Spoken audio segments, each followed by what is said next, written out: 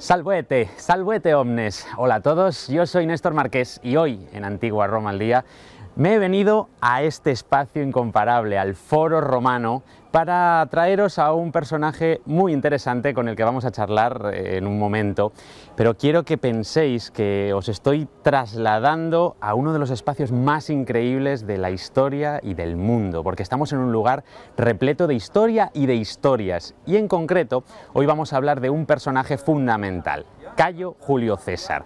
Yo me imagino a César paseando por estas mismas calles. Él vivía a pocos metros de aquí cuando era Pontifex Maximus, cuando era el sacerdote de la religión romana, el sacerdote supremo, y de aquí salió el último día cuando fue asesinado también.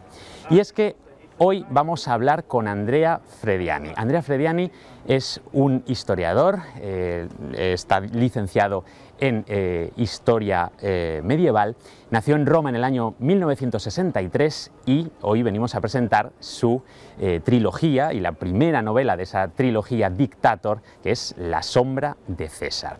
Así que, sin más, vamos a hablar ya con Andrea. Andrea, buenos días, ¿qué tal? ¿Cómo estás? La primera pregunta es obligada. ¿Cómo comienza tu camino dentro del mundo de la divulgación? ¿Cómo ves tú la historia y cuál es ese largo camino que has hecho para llegar a donde estás ahora con esta novela que se publica ahora en España? Creo que para los amantes de la historia militar, César es un personaje indispensable. Yo empecé a interesarme por él cuando era un niño. En mi época no había videojuegos, no había Netflix. Pero sí tenía soldaditos de juguete y yo jugaba con ellos imaginando los contextos en los que ambientaba mis batallas. Luego me hice periodista y después de la licenciatura decidí divulgar el tema que más me gustaba, la historia. No podía aceptar que tanta gente la ignorara, se quejara de cómo la enseñaban en la escuela. Sabía que había una forma mejor de contarla, porque la historia es apasionante. Está llena de retos, ambiciones, odios, amores, y sobre todo está llena de retos para los hombres. Me interesé por la historia militar porque soy hijo de un militar. Durante al menos 10 años he publicado ensayos sobre este tema, pero la verdad es que quería ser novelista. Y pude empezar a dedicarme a ello en 2007. En 2010 llegué a César, cuando se me pidió que escribiera algo sobre él.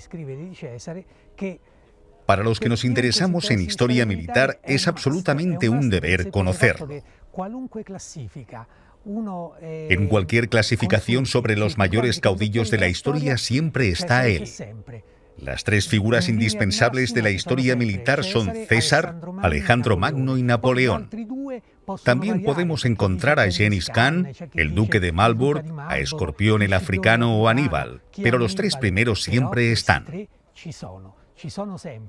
Evidentemente hay muchos motivos por los que está César en esta clasificación. Podríamos decir que quizás César fue el mayor táctico de la historia, ya que se limitó a utilizar la maquinaria militar romana, que ya era perfecta de por sí, sin inventar nada nuevo. Pero fue más rápido que los otros y este fue su rasgo principal.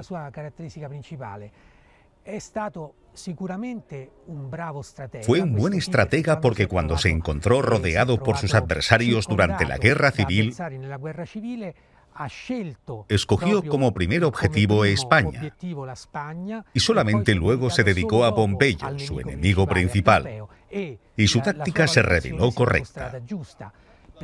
Pero en mi opinión su punto fuerte, el mismo que tuvo Napoleón, fue ser un comandante de hombres. Era un comandante capaz de motivar a todos sus soldados.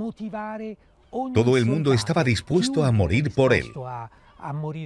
Conocemos a centuriones como Crastino, que antes de la batalla de Fársalo le dijo: «César, no me importa que yo viva o muera, hoy estarás orgulloso de mí». Hubo muchos soldados que siguieron luchando por él aún estando heridos. Él siempre pudo motivar a sus colaboradores militares, digamos, de bajo rango. Curiosamente, en cambio, se enemistó con todos los más importantes, los aristócratas, que acabaron matándolo.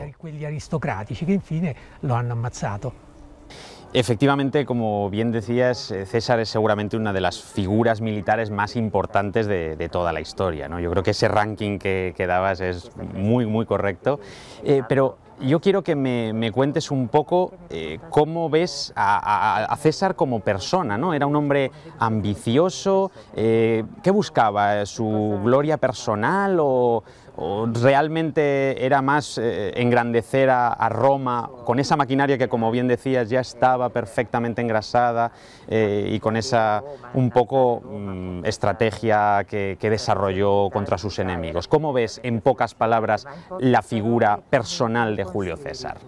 Hay un episodio que define la ambición de César. Durante su primer encargo en España, cuando tenía 33 años y era cuestor, un grado intermedio de la jerarquía militar, se echó a llorar mientras estaba delante de una estatua de Alejandro Magno. Le preguntaron que por qué lloraba y contestó: porque yo tengo la edad que tenía Alejandro Magno cuando murió. Él había conquistado el mundo y yo todavía no he hecho nada. Aquí se nota la ambición de César. Pero Alejandro Magno era hijo de rey y podemos decir que había empezado aventajado. En el sistema democrático romano había plazos definidos. César podía ser cónsul con 40 años, pero es verdad que había excepciones donde se llegaba al poder con la fuerza. César se había fijado el objetivo de realizar grandes hazañas, sobre todo porque creció en una época donde la República estaba en decadencia. Esto obviamente les brindaba a los hombres oportunidades muy ambiciosas. Quien tuviera agallas o una gran ambición podía intentar tomar el poder por la fuerza y mantenerlo no solamente un año como cónsul y otro como procónsul, como marcaba el sistema romano, sino durante más tiempo, como él quería. Y esto es lo que hizo. Él estaba convencido de que era descendiente de Venus y quería ser el hombre de la providencia. Estaba convencido, entre todo el desastre que lo rodeaba, de que realmente podía salvar Roma. Y a la larga, mirándolo con una perspectiva histórica, probablemente fue así. Además, como había crecido en un barrio plebeyo, ya que su familia había caído en decadencia, era un hombre del pueblo, que protegía al pueblo de las prepotencias de los ricos. En este aspecto, lo podemos definir como un demagogo, un populista, y por eso se enemistó con toda la aristocracia. Hubo un momento dado donde se vio aislado y solo en el pueblo, y sus soldados le apoyaban, hasta que pudo apoyarse en sus soldados, en sus campañas. En esa época el pueblo era demasiado débil frente a la oligarquía. Por eso, cuando perdió el apoyo de la oligarquía, se encontró aislado y fue asesinado en vísperas de su máxima campaña, la cual podría haberlo consagrado como el mayor caudillo de la historia. La conquista del Imperio Parto, la emulación de Alejandro Magno. Sí, no, la ambición de César, yo creo que todos coincidimos en esa idea de un personaje que intentó llegar a lo máximo, y creo que hablabas muy bien de esa figura que no se conforma con el consulado, no se conforma con llegar a la que era un poco la cima del poder, de la estructura de poder romana, sino que realmente va más allá, ¿no? y quiere mantenerse ahí. De hecho, ese nombramiento como dictator perpetuus yo creo que lo manifiesta perfectamente, y además a partir de ahí, como bien dices, esa posible conquista de Partia quizá le habría llevado a ser ya mucho más grande incluso de lo que fue en vida, y que fue destruido por ese asesinato que lo truncó, ¿no? Y a partir de ese punto yo creo que ya es interesante que hablemos un poco de la novela, de lo que trata esta primera novela de la serie Dictator, que se centra en la guerra de las Galias especialmente, ¿no? Y ahí la investigación también tiene un poco, seguramente, dos vertientes, como son las dos vertientes que existían en esa época de pensamiento de lo que estaba haciendo realmente César con la conquista. Es decir, ¿qué César vemos? Al César que vende la historia de que está cumpliendo con la ley del Senado y por eso hace esa conquista para llevar riquezas a Roma, o es ese César que por ambición personal hace toda esa conquista, aunque realmente quizá incluso no era la Galia su primera opción de conquista, quizás se dice que podría ser la Dacia, ¿no? que sería luego lo mismo que replicaría siglos después el emperador Trajano con esa gloria, y que nos habla también de cómo la historia se va repitiendo entre sí. Entonces, ¿cuál es ese César que vemos en esta historia? Si nos basáramos en el De Bello Gallico, captaríamos la esencia de César que él quiso transmitir naturalmente. César omite muchos detalles y situaciones. Por ejemplo, cuando dijo que en la batalla de Alesia estuvo rodeado por 300.000 galos. Quizás no fueran 300.000 y fueron muchos menos. Era difícil para ellos contar una coalición tan amplia. Tampoco se cuenta algunos detalles desagradables por los cuales querían enjuiciarlo en Roma. Este fue el motivo por el que pasó el Rubicón. No quiso perder la inmunidad que le daban sus cargos públicos. Pero no dice el por qué. Solo dice que Roma no quería que alcanzara su doble consulado. Dice que lo hacen por envidia, que Pompeyo no quería. Pero en realidad lo querían procesar por muchas cosas. Lo querían enjuiciarlo por crímenes de guerra. Por ejemplo, a los osípetes y a los centeros los masacró indiscriminadamente, sin justificación alguna. Cuando César vencía, hacía estas cosas. Desataba sus guerras por el botín, para saldar sus deudas o para su gloria personal. Pero con su perspectiva histórica, lo prioritario para César era la ambición personal. Él quiso ser recordado como el hombre que había traído a Roma el mayor territorio todo junto. La Galia, el territorio más grande conquistado en la historia por un general romano. Galia no era únicamente la Francia actual, también incluía Bélgica. Además fue el primer caudillo romano que pisó Inglaterra, el primer caudillo romano que cruzó el Rin y entró a Alemania. Realmente se había fijado el objetivo de ser recordado como el más grande. Y claro que esto también redundaba la gloria de Roma, y sobre todo para su mayor opulencia. Obviamente, durante el periodo él pudo estrechar lazos con la aristocracia porque en Galia, la aristocracia veía grandes posibilidades de inversión. Los senadores eran latifundistas, personajes influyentes que querían expandir sus actividades comerciales. Seguro que hubo una sinergia entre César y una parte de la aristocracia, pero no duró demasiado tiempo porque él era un demagogo y siempre se apoyaba en el pueblo y esto no le gustaba a la aristocracia. Y después de él vinieron otros personajes de su dinastía, como Nerón o Calígula, que fueron probablemente demagogos. En este caso, siempre tuvieron en contra a toda la aristocracia. César no pudo llegar a ser rey o emperador, precisamente porque los conjurados, los aristócratas, se habían dado cuenta de que si hubiera conquistado el imperio parto, también hubiera podido conseguir cualquier cosa. Y entonces intervinieron antes de que fuera demasiado tarde.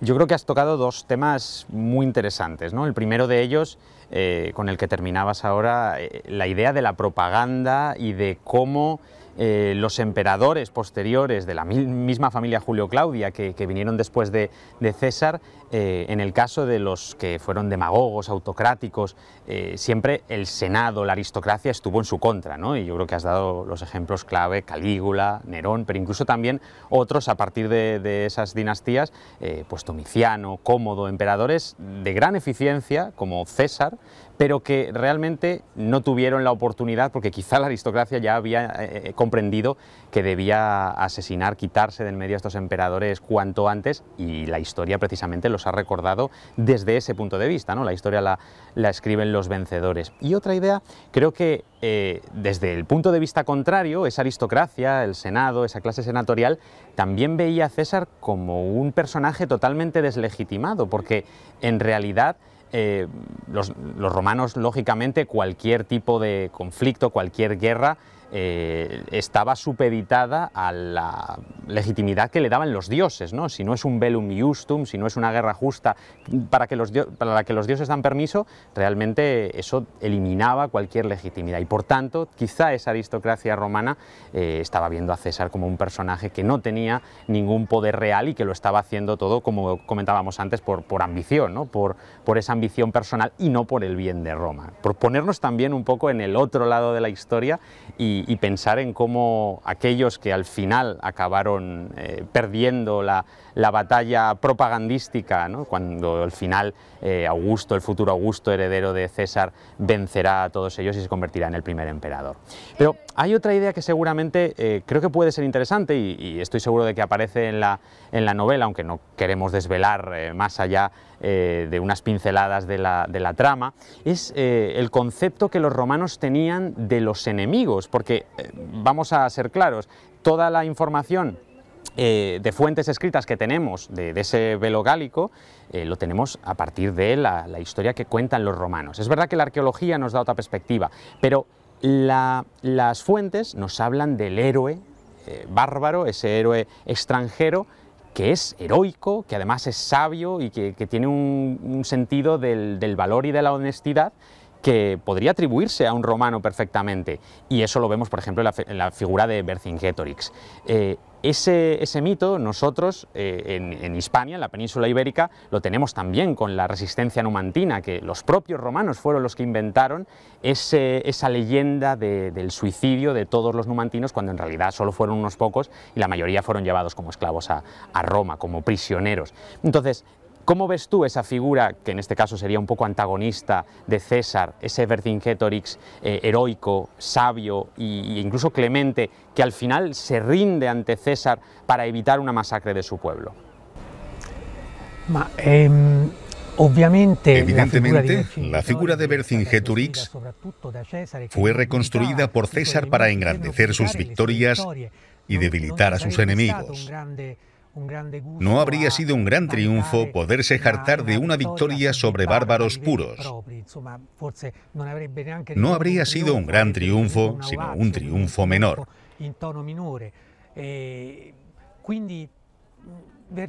Vercingetorix es una figura de enorme calado.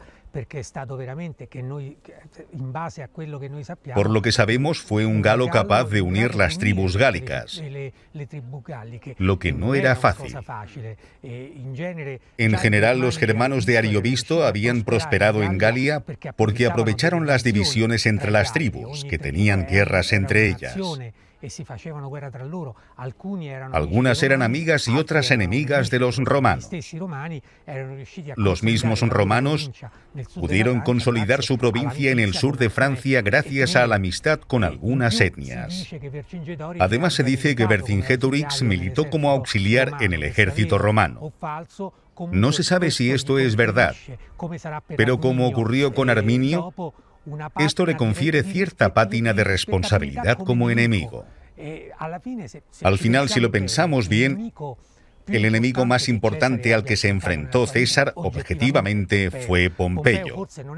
A Pompeyo no se le considera de los primeros 5 caudillos de la historia, pero sí entre los 10 primeros, porque se mantuvo invicto durante mucho tiempo. Además, fue muy afortunado porque ganó aprovechando victorias anteriores de los generales romanos. Vercingetorix es un gran adversario, muy honrado, y muchos se lamentaron cuando César lo dejó morir. Él había reconocido la superioridad de César, pero lo retuvo preso muchos años. ¿Por qué lo dejó morir al final? Lo mantuvo en vida solo para exhibirlo en el triunfo. Pero debo agregar que yo no he dedicado a Vercingetorix El espacio que se merece en la trilogía porque quise abordar un reto. Todo el mundo que ha escrito sobre César ha escrito sobre tres temas: los idus de Marzo, Alesia, Vercingetorix y Cleopatra. Yo quise demostrar que la vida de César es muy rica y súper interesante, sin tenerme que centrar en estos tres temas. Entonces sí que he hablado de Vercingetorix, pero solo de paso, antes de la batalla de Alesia, y después, porque quise evitar los momentos fundamentales y pude escribir una trilogía evitando lo que yo considero tópicos que ya están muy tratados. La vida de César también es muy interesante sin estos tres temas. Creo que es muy interesante esto que comentas, porque efectivamente quien nos está viendo a lo mejor se plantea ¿por qué otra novela sobre César? Si ya se han escrito tantísimas cosas sobre él, tanto en investigación como en ficción, pero creo que has dado las claves precisas para que los lectores también se interesen por estas ideas, porque al final la vida de César tiene muchas más historias que contar, que efectivamente las hay ya muy conocidas y que las hemos visto muchísimas veces, y quizá son estas otras las que no se conocen tanto. Y precisamente uno de los personajes que quizá es más desconocido por el gran público, aunque tuvo un impacto importantísimo en la vida de César en sus primeros momentos en la conquista de las Galias, es Tito Labieno. Tito Labieno, que además tú mismo comienzas la novela con una escena ficcionada en la que se conocen de jóvenes Labieno y César, si no recuerdo mal, en el año 88 es cuando lo ubicas, en el año 88 a.C., en el barrio de la Subura. ¿Cómo ves tú a esta figura de Tito Labieno, sin desvelar tampoco, como digo, cómo acaba esta primera novela? Pero bueno, quien conoce la historia, tampoco estamos haciendo spoilers, ya sabe que las cosas entre ellos no acabaron bien. Pero bueno, también te digo que en verdad esa es la parte histórica, pero tu mundo ficcionado, tu novela, puede ir por otros derroteros. ¿Cómo ves esa figura de Tito Labieno y su relación con César? Cuando me preguntan a qué me dedico, si soy historiador o escritor, yo siempre contesto que soy divulgador histórico. Y que para mí el primer objetivo de un divulgador histórico es sacar a la luz y dar a conocer a la gente los héroes desconocidos, no solo a los conocidos, que son muchísimos. Todo el mundo conoce a Leónidas, porque se escribió sobre él, se hizo una película. Pero no se conoce a Agis IV, otro rey espartano que combatió por la libertad de Grecia y murió en la batalla, luchando de rodillas y herido. Hay tantísimos. Hay muchos rebeldes de los romanos. Espartaco era el más famoso. Se empezó a escribir sobre él en la década de los 60 y se han realizado películas. En esta perspectiva de dar a conocer a los héroes a la gente común, no solamente a los especialistas, yo pensé que una buena razón para hablar de César desde un punto de vista inédito era su amistad con Tito Labieno, que luego se convierte en realidad mortal y odio hasta el punto de que Tito Labieno, que había sido el principal colaborador de César en la primera parte de su vida, que fue su general y subalterno, en la segunda parte se pasa al bando de los pompeyanos. Y no sabemos bien el por qué, porque falta documentación. Dice que no se irá del campo de batalla sin ver el cadáver de César y luchará contra él hasta la última batalla, la de Montilla, 6 meses antes del asesinato de César. Me impresionó mucho este personaje precisamente porque era muy hábil. Y mientras combatía con César en su bando, César siempre confió en él. Si se iba a Inglaterra, lo dejaba controlando Galia. Si estaba en Germania, le dejaba controlando la Galia. Si estaba en el sur de la Galia, lo enviaba al norte. Era su alter ego, su sombra, como en el título de la novela. Pero en la vigilia del paso del Rubicón ocurre algo y no sabemos qué es, porque falta la última parte del De Bello Gallico. Pero inmediatamente después encontramos a Tito Labieno entre los pompeyanos. Y es el momento en que, extrañamente, empieza a perder siempre. César llega a ganar algunas batallas gracias a los errores de Labieno. Ganó la última batalla gracias a Labieno. A mí me pareció muy raro todo esto y formulé una nueva teoría. Una teoría muy atrevida que un historiador no podría permitirse. Yo, como historiador, en mis ensayos de Julio César, no lo mencioné, pero un novelista sí puede permitírselo. Y les dejo a los lectores descubrir este giro argumental. Pienso que una vez más has dado en el clavo, ¿no? Yo creo que la libertad que tiene el novelista para crear sus mundos de ficción es fundamental, algo que como ensayista no te puedes permitir, pero como novelista sí. Yo creo que esa creación de esa hipótesis sobre Tito Labieno y sobre el origen de esa enemistad con César, creo que es fundamental. Y además, como te decía, el novelista tiene un contrato con el lector de mantener esa verosimilitud que efectivamente tú lo haces en tus novelas, pero a la vez la libertad de poder inventar y de decirlo sin miedo, que al final es lo fundamental, porque creo que tus novelas van a gustar mucho a la gente, porque quien ya conozca la historia de César puede descubrir nuevas facetas en ese mundo ficcionado al que tú nos adentras, y quien no la conozca puede descubrir y entretenerse con su lectura, y después, por supuesto, ir al ensayo para encontrar más historia en este sentido. Sí, el novelista tiene más libertad que el ensayista, pero es más difícil con César porque hay mucha información. De él sabemos mucho. Por ejemplo, no conocemos nada de Trajano, y en este caso sí se puede utilizar mucho la imaginación. Escribir sobre César siempre es un gran reto porque hay que respetar la información, y los márgenes para añadir hechos verosímiles son muy estrechos. Yo creo que los encontré en la historia con Tito Labieno, que me pareció muy apasionante porque no hay nada más interesante que contar la historia de una gran amistad que se transforma en una gran enemistad. Esto también forma parte de la vida común de la gente. Es una historia atemporal. Esta novela sí es histórica, pero podría ser una novela normal ambientada en nuestra época, porque los mecanismos humanos son siempre los mismos. Son lo más interesante, incluso en la historia. Yo espero que este libro devuelva a César una perspectiva inédita y también a su historia, que tanto ha influido en nuestra forma de ser actual. Somos lo que somos gracias a las iniciativas y decisiones que tomó César.